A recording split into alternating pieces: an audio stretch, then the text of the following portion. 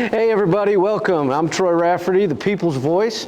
I am thrilled to be here in beautiful Las Vegas, Nevada at the Wynn Hotel for Mass Torts Made Perfect. And I am honored to have my good friend and Hall of Fame trial lawyer, Eric Kennedy, here with me. We're going to talk to you about some issues that, both lawyer issues and non-lawyer issues. All right. Dealing with being a successful trial lawyer. So let's talk for just a second, Eric. What is it that drives you to be the trial lawyer you are? Well, is it the fear of losing? Is it the thrill of victory? Is it the concept of helping large communities of people or individuals? It's probably it's probably a combination of all those things. Am I innately insecure, so I need that? Is it the adrenaline rush? Right. It's a lot of things. I always say the most exciting part of being a trial lawyer, literally, is that time between the time that you hear the knock on the door and then they read the verdict. But those and it can be 15 minutes, 20 minutes, it can be an hour before we actually get the verdict. But your heart is racing. Yeah, that's not fun. That's living. But that's living. That makes you feel like you're alive. That makes you feel like you're alive. That's part of what being a trial lawyer is, right? It's the excitement. It's the adrenaline. It's the as you said, the fear of losing or the thrill of the victory. And so I think that's important, and I think that's one of the things that we need to instill in our young lawyers. I mean, you're old. I mean, you're very old. I mean, look at you. Yeah. I mean, I've never seen anybody so old. 45 is old. 45 is old. So I guess I'm old. You mean the 45th president that you had? The 45 that I passed 20 years ago. Yeah. So let's talk. So we talk about a lot of times on the People's Voice. I have a phrase because in my career I have really tried to develop and make sure that I'm working on causes and not cases. Causes, not cases. You are the epitome of that. I mean, you are very circumspect. You're very particular about the causes that you take on. One of them was the opioids litigation that I had the privilege of working with you on. Yes. And trying the case in West Virginia together. Indeed. So talk a little bit about that. Well, I mean, opioids.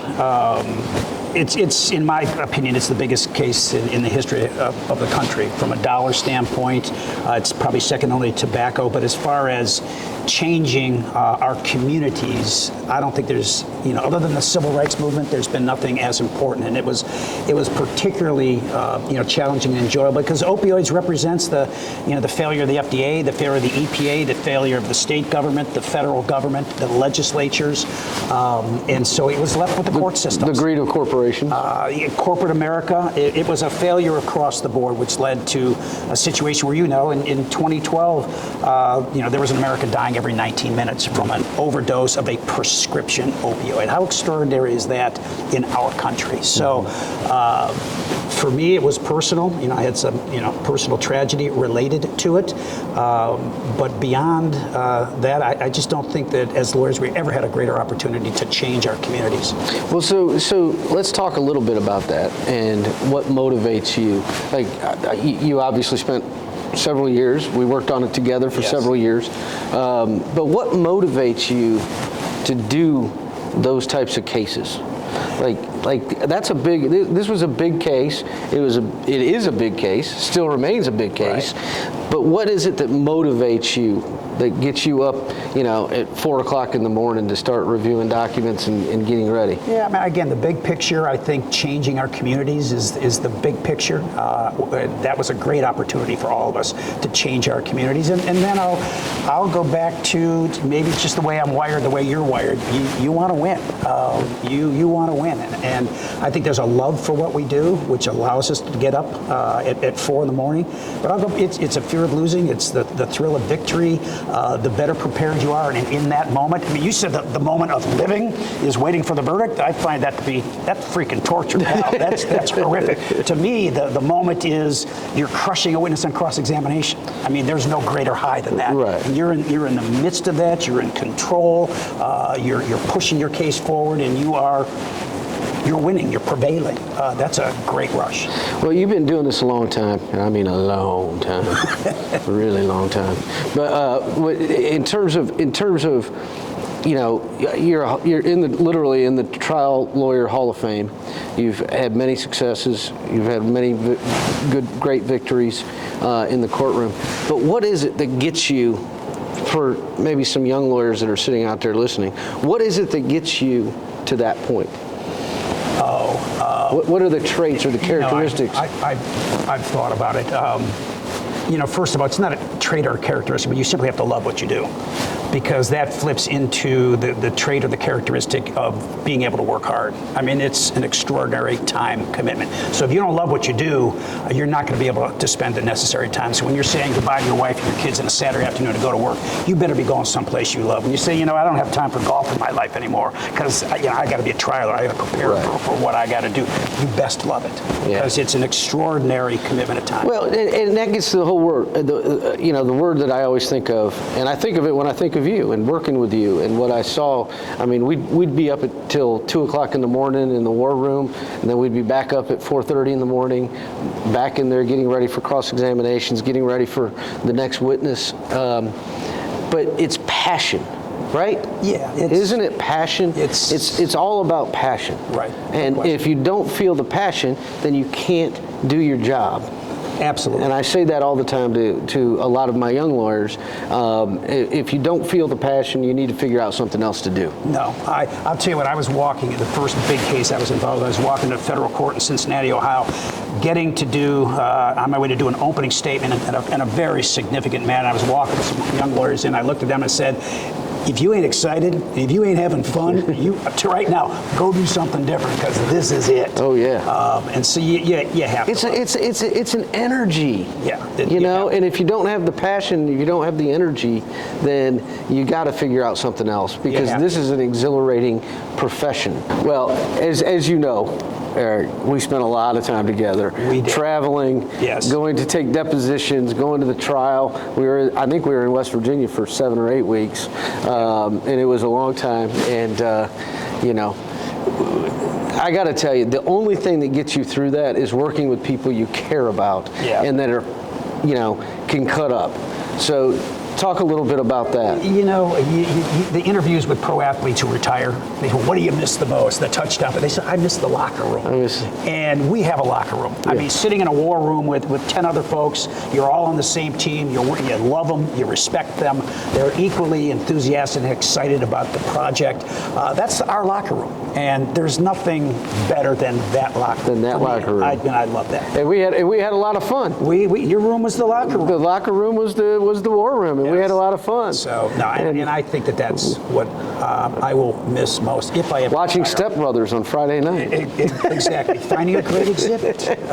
Finding a great exhibit and running around with it. Redoing the outlines you've already redone 5 times. So okay, backing up for just a second. What did you always want to be a trial lawyer? Well, no, I'm not the wonderful story. As a 10-year-old, I wanted to be a trialer. I was Perry Mason kind of thing. I'll tell you what. I was sitting in my. I would have said Matlock, but I know you're way too old for that. Beyond that, I think there was a lawyer on the Flintstones that I used to admire. I was actually sitting in my house with my 5 housemates in January of my senior year of college, going, what am I going to do? I don't want to get a 9-to-5, job at some corporate group. Maybe I'll be a lawyer. And I looked into it, and it was too late to take the LSATs in the United States.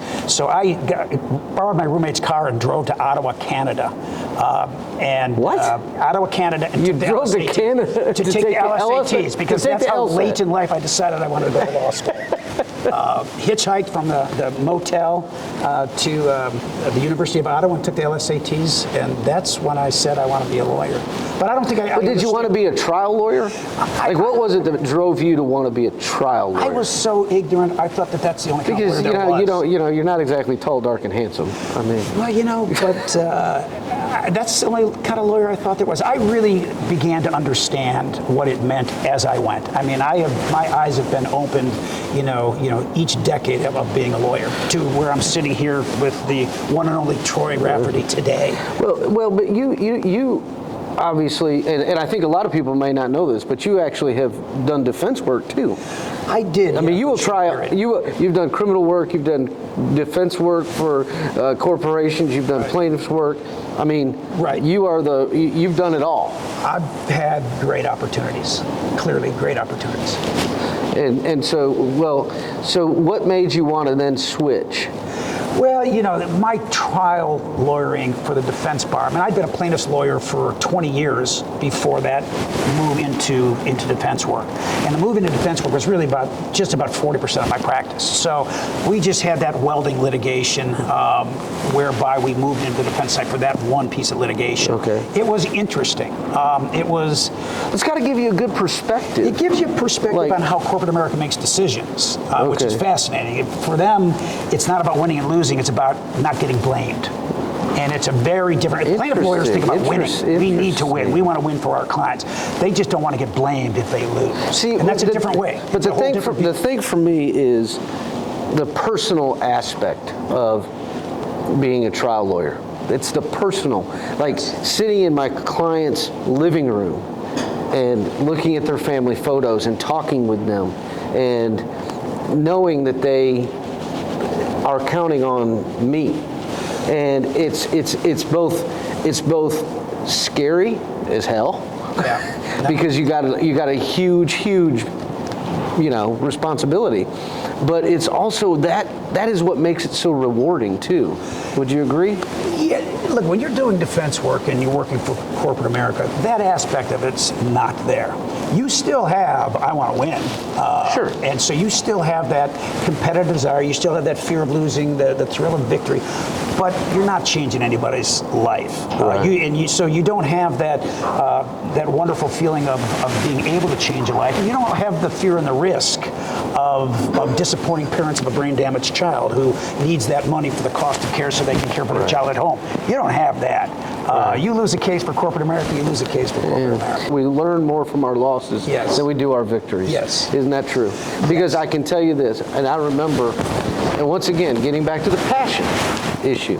The passion issue is, I remember I was representing the family of this young boy who died in a tragic accident, and it was a horrific wreck, and there were a lot of issues in the case, but I remember at the end, I get a little emotional even today when I talk about it, but I remember sitting out in the hallway after the verdict came back in favor of the defense, and I was devastated. I had poured my heart and soul and everything into this, as I know you do all your cases, and you know what was the most unbelievable thing I've ever experienced is my client, the mother of the deceased, came up, sat down next to me on the bench out in the hallway, put her arms around me, and said, "It's okay, Troy. Are you okay?" Yeah. And I said, "I'm okay." I said, "Are you okay?" And she said, "Yeah." I got my day. She said, "I had my day in court, and I think we did right by Eddie." And so that kind of reward, you don't get. And I'm not being demeaning to bankers or insurance agents or anybody else, but that's the excitement that I think you and I feel. That's why you stay up at passion. 4 in the morning. That's why right. You're staying up. That's why you get up at 4 o'clock in the morning. There's no question. So obviously I've never lost a case, so don't ask me what have you learned from losing cases. Yeah, right. Anyway, we'll go ahead and pretend. You can edit. I made that case up anyway. Well, exactly. Because you've never lost a case either. So let's talk for just a second though about what is the most impactful case. I'm not talking about the biggest case. I'm not talking about the biggest verdict. What is the most impactful case that you've handled? And it could be a misdemeanor for a friend. It could be whatever it is. What is the most impactful that really? Yeah, look, I think the monies that have gone into rehabilitation and treatment and opioids, it's hard to argue with that. The number of people that just on a volume standpoint that it will affect.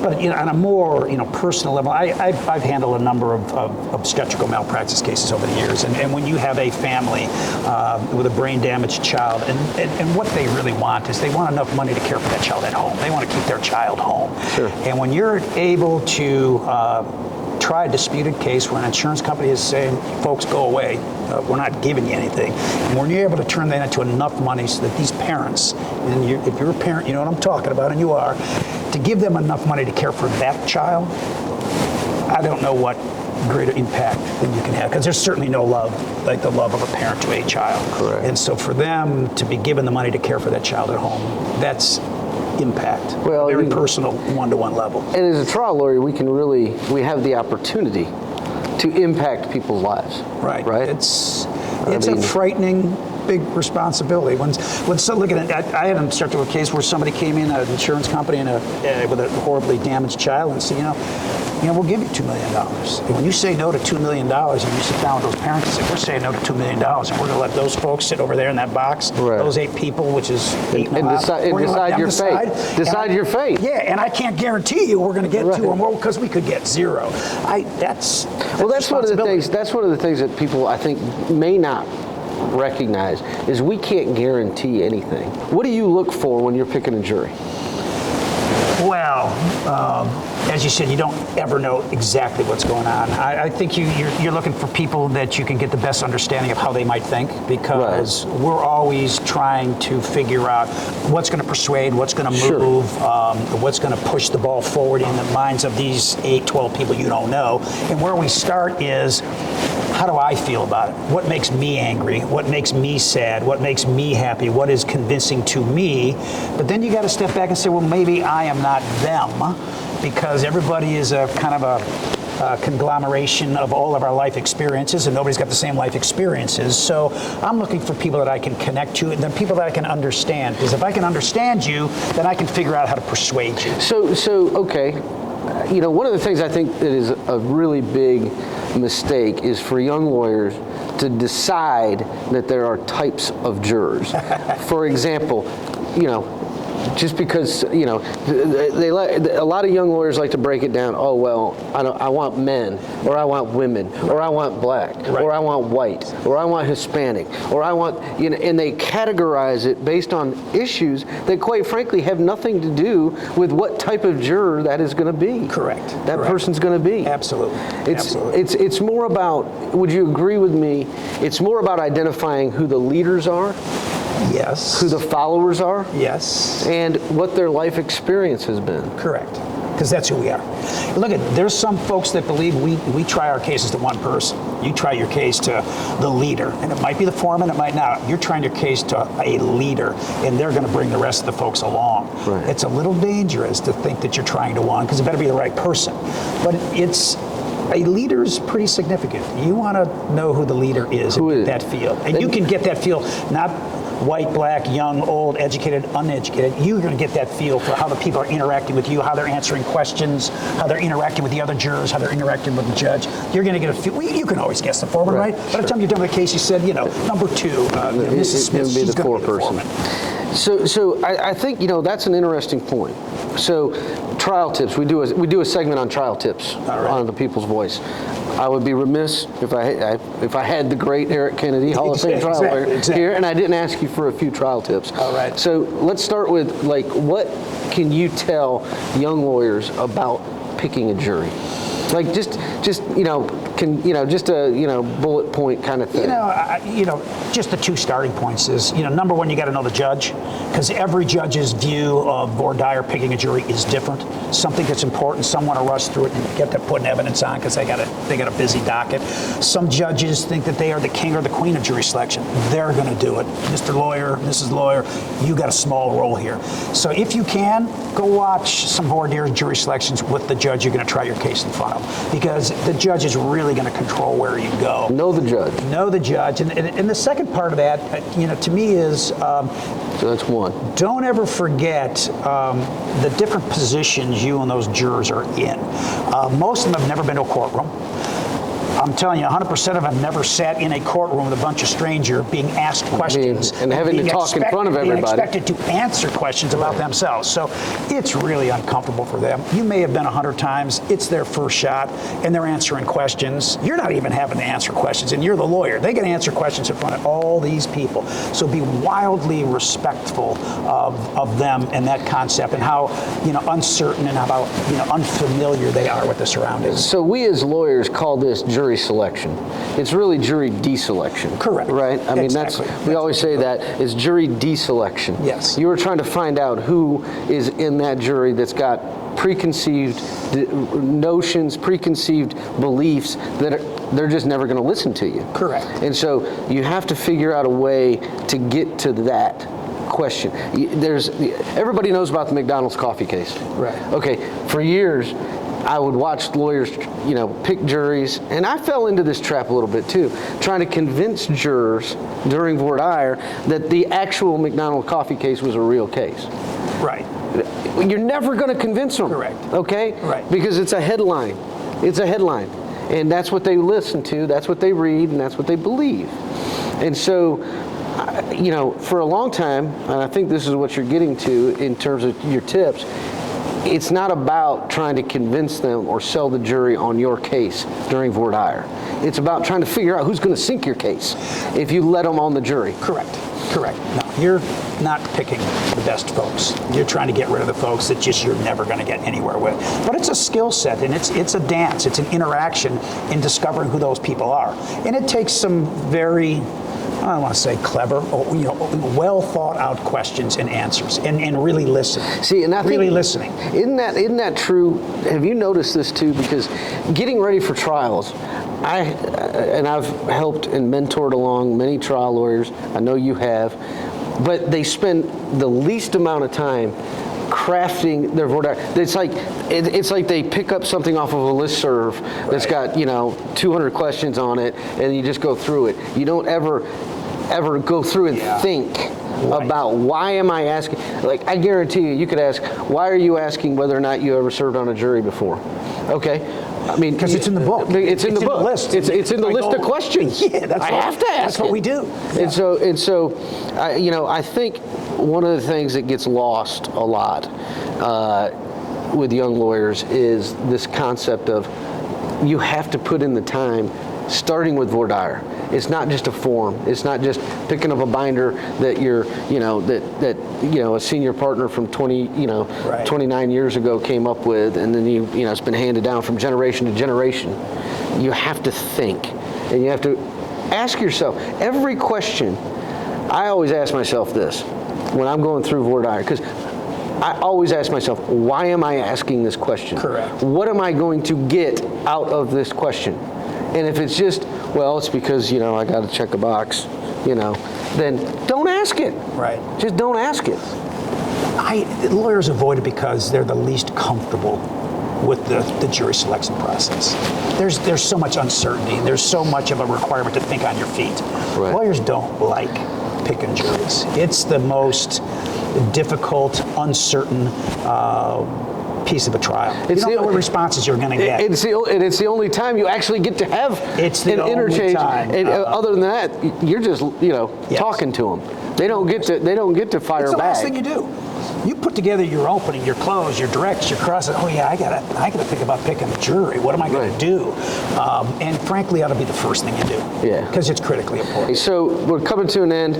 But once again, as I've got Trial Lawyer Hall of Fame member Eric Kennedy here, what one piece of advice would you go back and give to first-year lawyer Eric Kennedy now that you've been practicing for like 100 years? So what would you, if you could go back in time and give that advice to young Eric Kennedy? I will tell you, the young Eric Kennedy, and you touched on it, I lost my first 6 cases. I went over to my mom's house, after losing my 6th case, I said, Mom, maybe this isn't for me.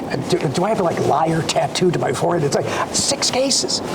But I was trying rear-end collisions, slip and fall, the Bernie Tebbets case where she got hit in the behind with a car door as she was getting out. I was trying to make make all these little cases great big cases. And I lost my credibility because they weren't great big cases. Right. They were little cases, and I should have tried them as little bitty cases. And so I tried some relatively good little rear-end collision cases and lost. And lost. Because I was trying to make them so much bigger than they were, and they weren't. It wasn't my time yet to be trying big cases. I should have been just sitting there and trying the case that was in front of me, not making it something that it wasn't. Right. So just go slow. Your opportunity will come. It will come. It'll come. Well, good. Hard work.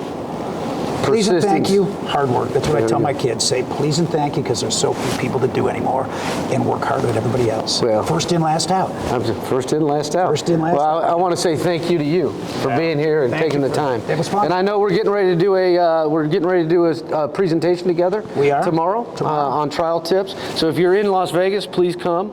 We're going to be doing a trial skills track all day tomorrow. Perfect. So look forward to seeing you. All right.